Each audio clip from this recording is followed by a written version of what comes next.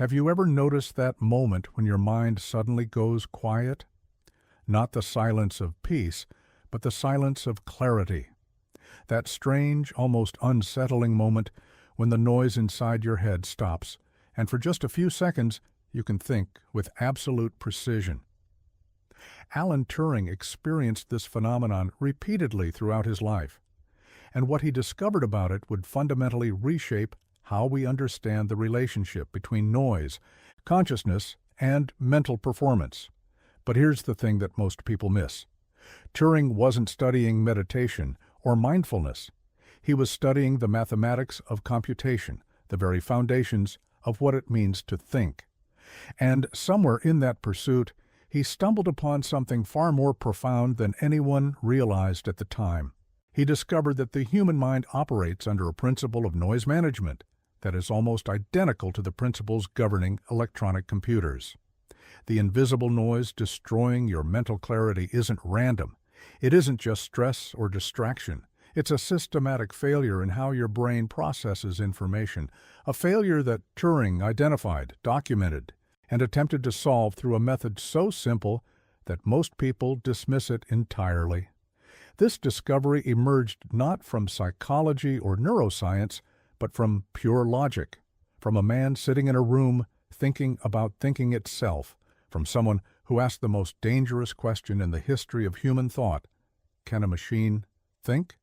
And in trying to answer that question, he accidentally revealed something about human thinking that we've been ignoring for nearly a century. The problem with how we talk about mental clarity is that we treat it as something mystical. We speak of flow states and peak performance as if they're gifts from the universe, random moments of grace that descend upon us without warning. We read books about productivity and meditation. We download apps that promise to optimize our brains, and we spend thousands of dollars on supplements and devices designed to enhance our cognitive function. But none of these approaches address the fundamental issue that Turing identified. You don't have a clarity problem, you have a noise problem. And you don't understand what noise actually is. Most people think noise is sound. They think it's the traffic outside their window, or the notifications on their phone, or the conversations happening in the next room. But that's not what Turing meant by noise. He was referring to something far more insidious: the random, meaningless fluctuations in your neural processing, the static in your mental signal, the computational garbage that your brain generates constantly, every single second of every single day. Your brain is not a clean machine. It's not a perfectly organized computer executing pristine code. It's a biological system that generates enormous amounts of waste information, spurious connections, false patterns, and meaningless correlations. And your conscious mind spends most of its energy trying to filter through this noise, trying to separate the signal from the static. This is why you feel exhausted after a day of thinking. This is why your mental clarity degrades as the day progresses. This is why you can't focus on complex problems after you've already spent hours on simpler ones. You're not tired because you've been thinking hard. You're tired because you've been filtering noise. And Turing proved that this noise follows mathematical laws. It's not random in the way we typically think of randomness. It's structured, it's predictable, and most importantly, it's controllable. But the methods we use to control it are almost entirely wrong. The story of how Turing arrived at this discovery begins not with psychology or neuroscience, but with one of the most profound crises in the history of mathematics. In the 1930s, the mathematical community was in turmoil. For centuries, mathematicians had believed that all true mathematical statements could be proven through logical deduction. They believed in the completeness of mathematics, the idea that the system was fundamentally sound, and that any true statement could eventually be demonstrated to be true through rigorous proof. Then, Kurt Gödel destroyed that belief.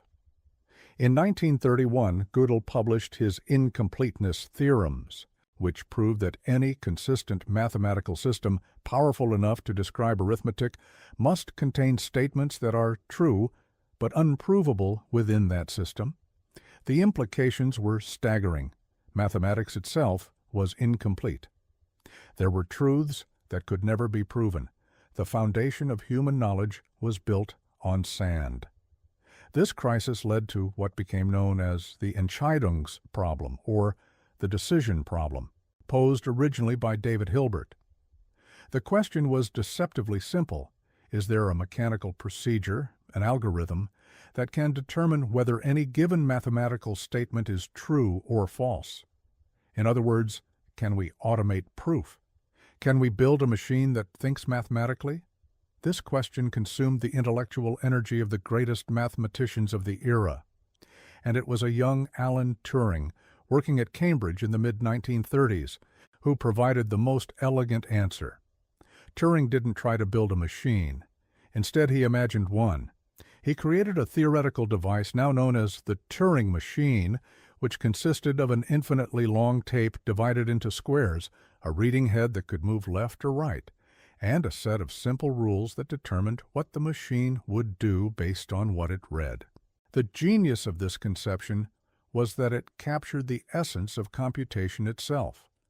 Any calculation that could be performed by any machine, no matter how complex, could be performed by this simple device.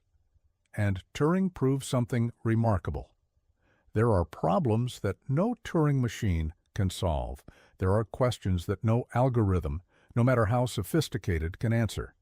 The most famous of these is the halting problem. Given any computer program and any input, can you determine whether that program will eventually stop or run forever? Turing proved that no algorithm can answer this question for all possible programs. The problem is undecidable. But here's where the connection to mental clarity emerges. Turing realized that the human mind, when engaged in logical thinking, operates according to principles that are fundamentally similar to his theoretical machine.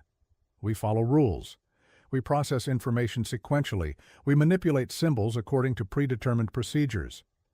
And just like the Turing machine, the human mind encounters problems that it cannot solve through pure logic. We hit walls, we reach limits, and when we do, something interesting happens. We generate noise, we create spurious connections, false patterns, and meaningless associations. We hallucinate solutions that don't exist. We confabulate explanations for things we don't understand. This is the noise that Turing identified. It's not a bug in the system, it's a feature. It's what happens when the mind encounters a problem that exceeds its computational capacity.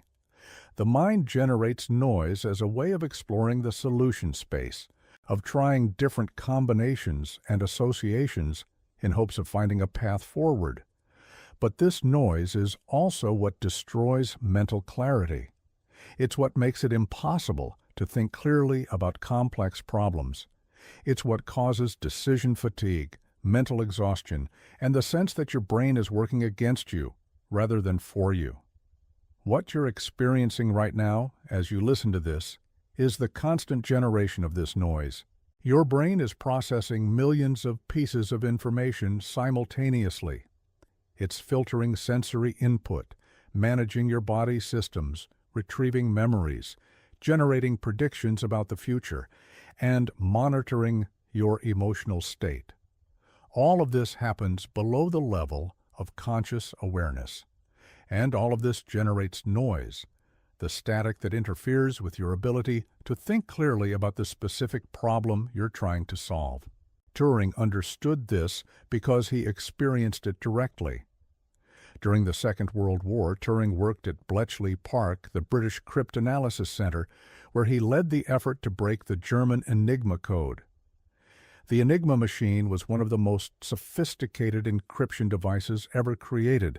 It used a system of rotating rotors to encrypt messages, and the number of possible configurations was staggering. There were approximately 158 quintillion possible settings for the Enigma machine. That's 158 followed by 18 zeros. The German military changed the rotor settings every single day, which meant that the previous day's decryption method was useless. Every day, the code breakers at Bletchley Park had to start from scratch. They had to find the correct rotor settings among 158 quintillion possibilities. And they had to do it in less than 24 hours, because if they didn't, the encrypted messages would be useless. The computational problem was so vast that human minds alone could never solve it. Turing designed an electromechanical machine called the bomb, which was based on an earlier Polish design but vastly improved. The bomb could test thousands of rotor configurations per minute.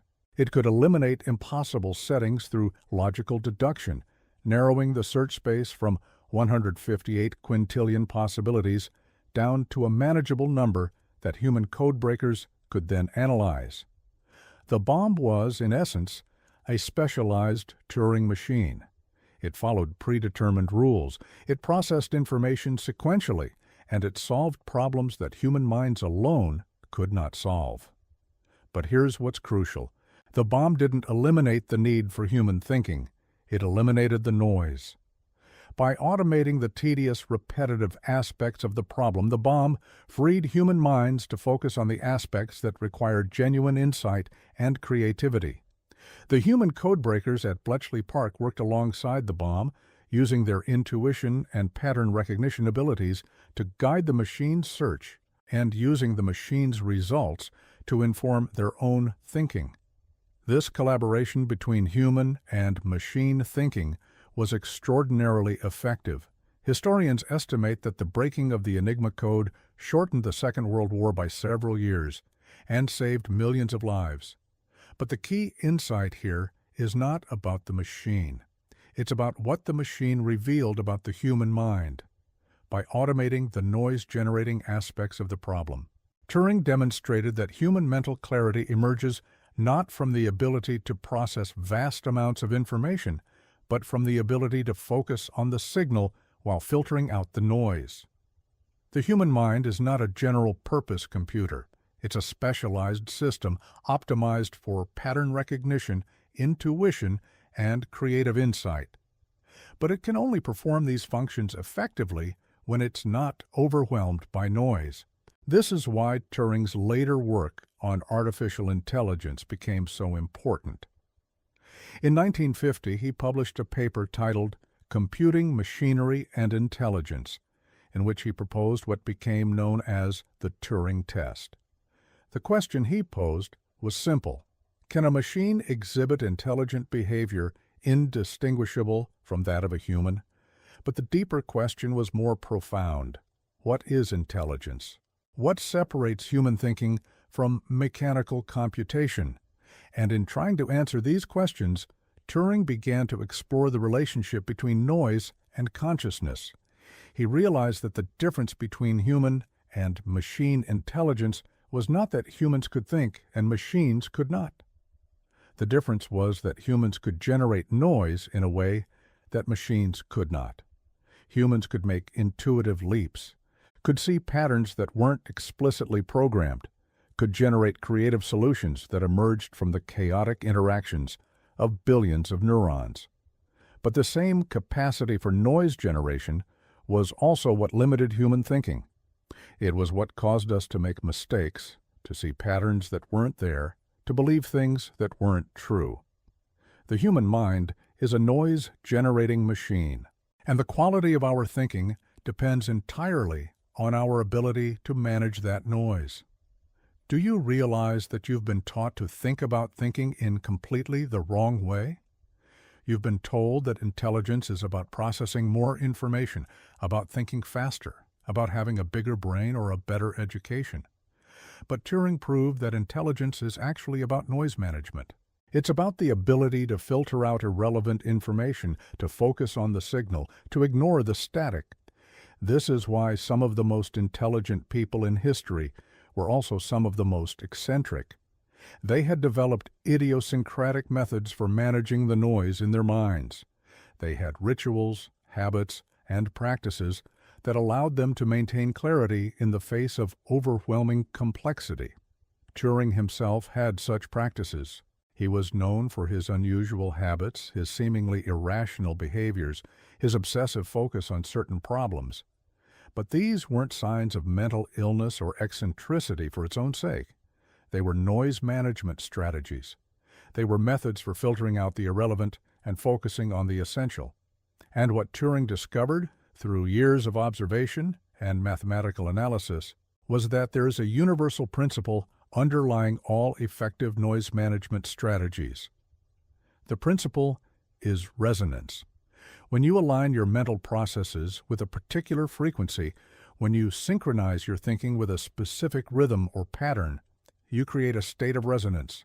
In this state, the noise in your mind doesn't disappear, but it becomes organized, it becomes structured, it becomes useful. This is the insight that Turing never fully articulated, but that emerges clearly from his work. The human mind doesn't eliminate noise, it organizes noise. It transforms random static into structured patterns. And the key to mental clarity is learning how to create the conditions under which this transformation occurs. This is why certain practices work for certain people. This is why meditation works for some and fails for others. This is why some people find clarity through running, others through music, others through conversation. These aren't random preferences. They're different methods of achieving the same underlying goal, creating a state of resonance in which the noise in your mind becomes organized and useful rather than chaotic and destructive. Turing understood this at a deep level, even if he never explicitly stated it in these terms. And his understanding led him to develop methods for managing mental noise that were decades ahead of their time. Methods that we're only now beginning to rediscover and validate through modern neuroscience. The implications of Turing's insight extend far beyond individual mental performance. They reshape how we understand the relationship between humans and machines, between consciousness and computation, between intelligence and noise. Consider artificial intelligence. Modern AI systems, from large language models to deep neural networks, operate according to principles that are fundamentally similar to those that Turing identified in human thinking. They process information, they generate patterns, they make predictions. But they also generate noise, they hallucinate, they make mistakes. They see patterns that aren't there. And the methods we use to improve AI systems are essentially noise management strategies. We use techniques like regularization, dropout, and ensemble methods to filter out spurious patterns and focus on genuine signal. We use attention mechanisms to focus computational resources on the most relevant information. We use reinforcement learning to reward the system for filtering out noise and penalizing it for generating false patterns. In other words, we're teaching machines to do what Turing realized humans must do: manage noise effectively. This convergence between human and machine intelligence is not a coincidence. It reflects a deeper truth about the nature of intelligence itself. Intelligence, whether human or artificial, is fundamentally about noise management. It's about the ability to distinguish signal from static, to focus on what matters, to ignore what doesn't. And the quality of intelligence depends entirely on the effectiveness of the noise management strategy. This has profound implications for how we design education, how we structure work, how we organize society. If intelligence is about noise management, then the goal of education should not be to fill students' heads with more information. It should be to teach them effective strategies for filtering information, for focusing attention, for managing the noise in their minds. If intelligence is about noise management, then the design of work environments should not be about maximizing information flow. It should be about minimizing noise, about creating conditions under which people can focus, about protecting attention as a scarce resource. If intelligence is about noise management, then the structure of society should not be about accelerating the pace of information exchange. It should be about creating spaces for deep thinking, about protecting silence and solitude, about recognizing that some of the most important human activities require freedom from noise. Turing's insight, emerging from his work on computation and artificial intelligence, thus becomes a critique of modern civilization. We have built a world optimized for noise generation. We have created technologies that maximize information flow, that interrupt attention constantly, that make silence and solitude increasingly rare. We have structured work and education in ways that demand constant multitasking, that reward the ability to process vast amounts of information quickly, that penalize the kind of deep focus that Turing recognized as essential to genuine thinking. And the result is that we are all drowning in noise. We are all experiencing the mental exhaustion, the inability to focus, the sense that our minds are working against us rather than for us. We are all suffering from the very problem that Turing identified and attempted to solve. But Turing also showed us the way forward. He showed us that noise is not something to be eliminated entirely. It's something to be managed, to be organized, to be transformed into useful structure. He showed us that the human mind is capable of extraordinary clarity and insight, but only when the conditions are right, only when we have developed effective strategies for managing the noise. And he showed us that these strategies are not mysterious or inaccessible. They are based on simple principles that anyone can learn and apply. The question is whether we have the wisdom to listen to what Turing discovered and the courage to restructure our lives and our society in accordance with that discovery. The technological implications of Turing's insight are equally profound. Modern computing is built on the foundation that Turing laid. Every computer, every smartphone, every piece of digital technology operates according to principles that Turing formalized in his theoretical work. But what's remarkable is how closely the challenges we face in modern computing mirror the challenges that Turing identified in human thinking. We struggle with information overload. We struggle with the proliferation of false information and misinformation. We struggle with the difficulty of extracting meaningful signal from vast oceans of data. We struggle with the tendency of our systems to generate spurious patterns and false correlations. These are all manifestations of the noise problem that Turing identified, and the solutions we're developing, from machine learning algorithms to data filtering techniques to attention mechanisms in neural networks, are all essentially noise management strategies.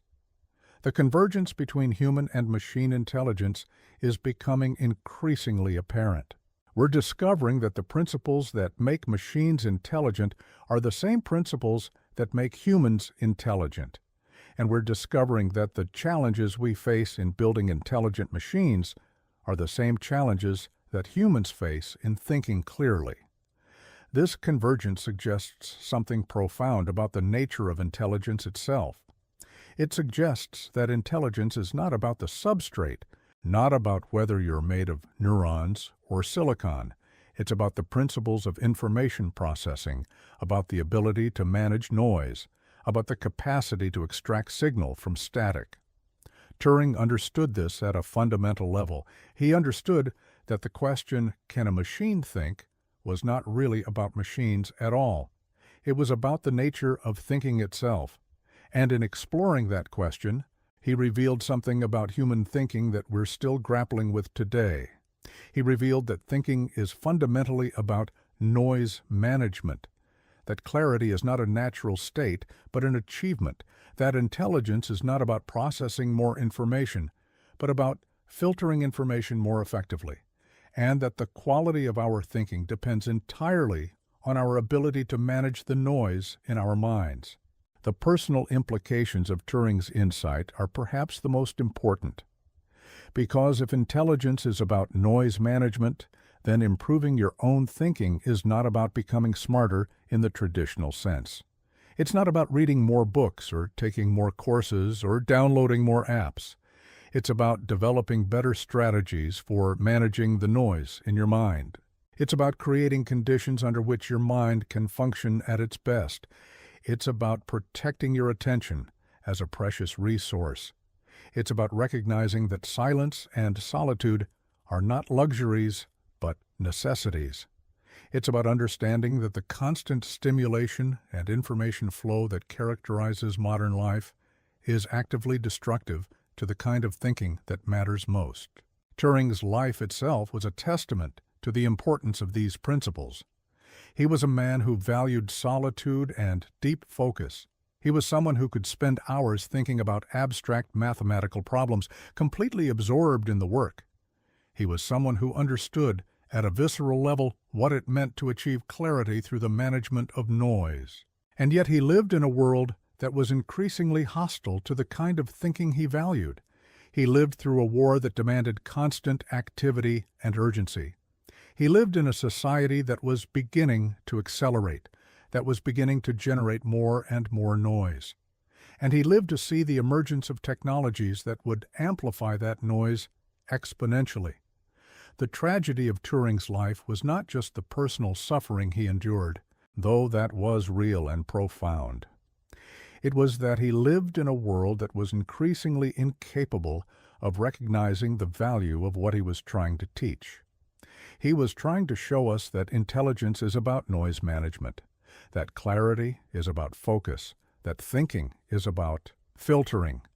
But the world was moving in the opposite direction, toward more noise, more stimulation, more information. And we're still moving in that direction today. We're still building technologies that maximize noise. We're still structuring our lives in ways that minimize the possibility of deep focus. We're still treating information as an unqualified good, as if more information is always better, as if faster processing is always preferable. And we're still suffering the consequences. We're still experiencing the mental exhaustion, the inability to focus, the sense that our minds are working against us. We're still drowning in the noise that Turing identified nearly a century ago. But Turing also showed us that there is a way out. He showed us that the human mind is capable of extraordinary clarity and insight. He showed us that noise can be managed, that focus can be achieved, that thinking can be clarified.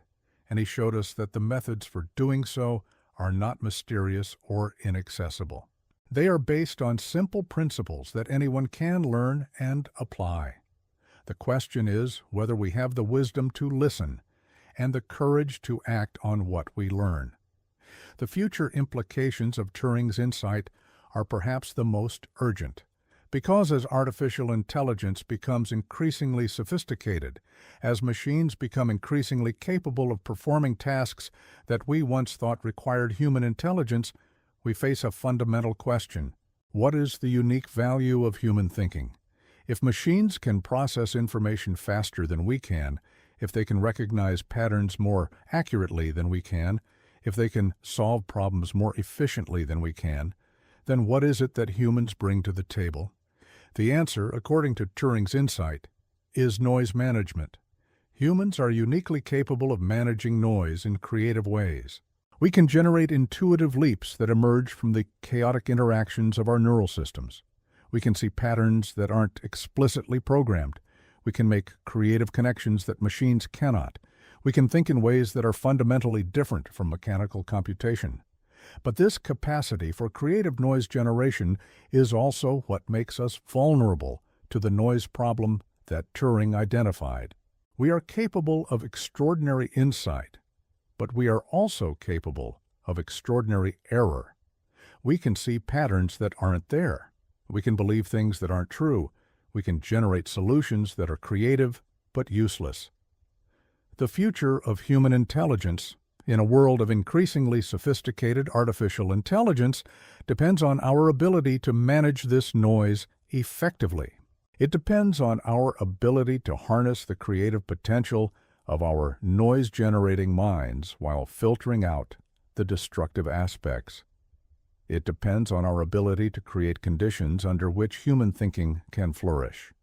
And it depends on our willingness to learn from what Turing discovered about the nature of thinking itself. Turing's insight, emerging from his work on computation and artificial intelligence, thus becomes a guide for the future. It tells us that the competition between human and machine intelligence is not about who can process information faster or recognize patterns more accurately. It's about who can manage noise more effectively. And it tells us that the future belongs not to those who can generate the most information, but to those who can filter information most effectively. It belongs to those who can create clarity in the midst of noise. It belongs to those who understand that intelligence is fundamentally about focus, about filtering, about the management of attention. It belongs to those who have learned what Turing discovered, that the invisible noise destroying your mental clarity is not your enemy. It's a feature of your mind that, when properly managed, becomes the source of your greatest insights and your most creative achievements.